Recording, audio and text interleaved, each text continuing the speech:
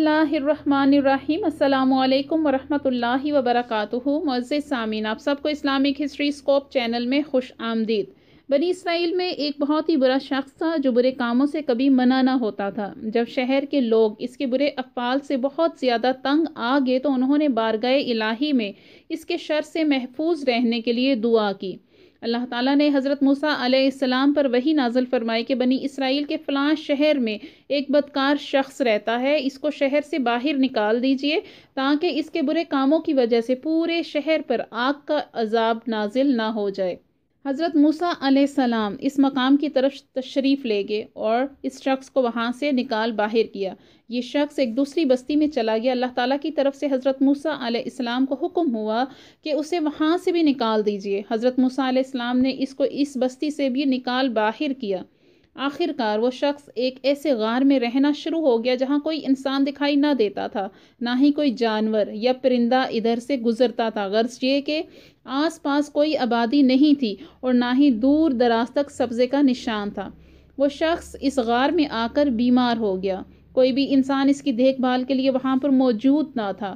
کمزوری اور نکاہت کے سبب وہ زمین پر گر پڑا اور اپنا سر مٹی پر رکھتے ہوئے کہنے لگا، کاش میری ماں اس وقت میرے پاس ہوتی تو مجھ پر اپنی محبت نچھاور کرتی اور میری اس بے بسی پر آنسو بہاتی۔ اگر میرا باپ میرے پاس موجود ہوتا تو میری دیکھ بھال اور مدد کرتا۔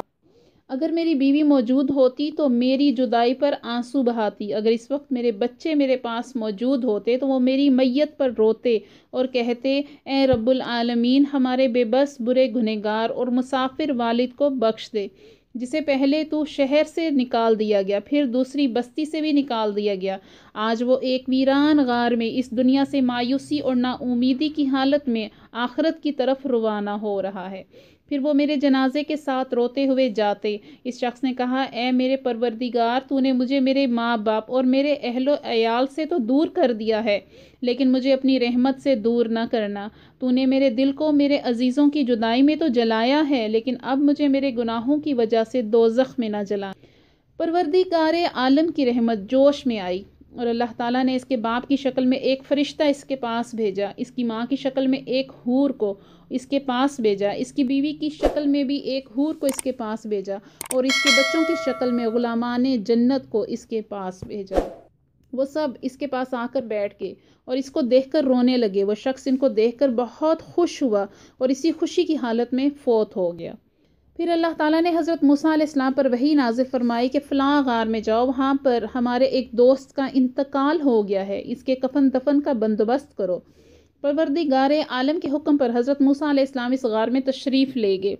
غار میں پہنچ کر آپ نے دیکھا کہ وہی شخص مرا ہوا پڑا ہے جس کو اللہ تعالیٰ کے حکم سے انہوں نے پہلے شہر اور پھر بستی سے باہر نکال دیا تھا۔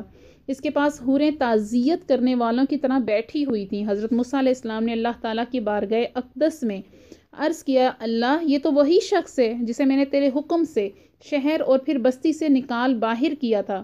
اللہ تعالیٰ نے ارشاد فرمایا، اے موسیٰ علیہ السلام، میں نے اس پر اپنے عزیز و اقارب کی جدائی میں بہت زیادہ روتے اور تڑپنے کے باعث رحم کیا ہے اور اس کے باپ کی شکل میں ایک فرشتہ اس کو اس کے پاس بھیجا، اس کی ماں اور بیوی کی شکل میں حوروں کو اس کے پاس بھیجا اور اس کے بچوں کی شکل میں غلامان جنت کو اس کے پاس بھیجا، جو اس کی غریب الوطنی میں اس کی تکالیف پر روئے۔ پھر جب یہ فوت ہوا تو اس کی بے بسی اور لاچاری پر آسمان و زمین والے بھی روئے۔